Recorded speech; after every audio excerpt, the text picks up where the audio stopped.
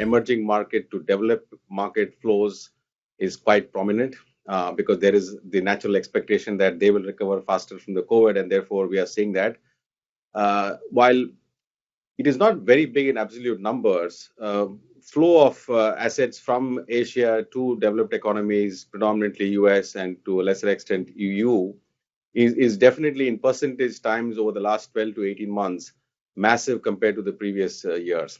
So that's a very good trend, but like I said, in absolute numbers, still on the lower end. Intra Asia flows was also an early trend that we used to earlier capitalize on. We are seeing more of it now. We have not seen too much intra Asia in the past. So that also, again, it's very, very specific to market, but Korea outbound into some other markets or Thailand outbound into China. We are definitely seeing more of that. Clearly, the outbound flows in a nutshell seems to be increasing. And therefore, demand linked to such services, right? From Asia, in a country like Malaysia, for example, the expectation is that we will be able to service the global footprint, whichever markets they would like to invest in.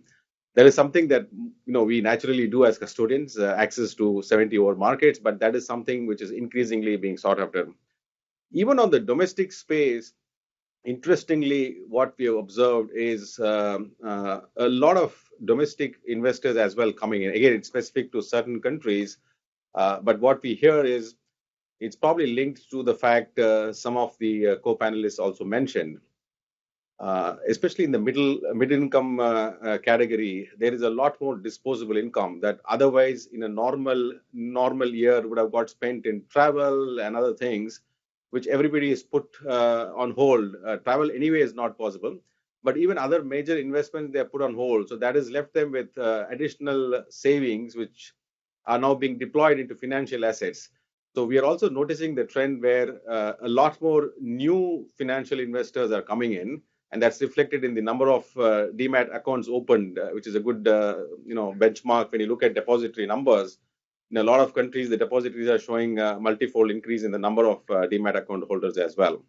Again, it won't change the number absolutely, but it's good to get more people into the industry because that is what most governments want. More people to invest in the financial investment savings as opposed to the conventional real estate, gold, and so on. So that is something that is interesting. The third interesting thematics is obviously wealth management. A couple of senior experts have spoken on this. We are seeing the emergence of that, acceleration of that in a way. More wealth management offices being set up across Hong Kong and Singapore, linked to the demand that is coming out in that space. So we are going to see probably more increased activity in the wealth management family office space.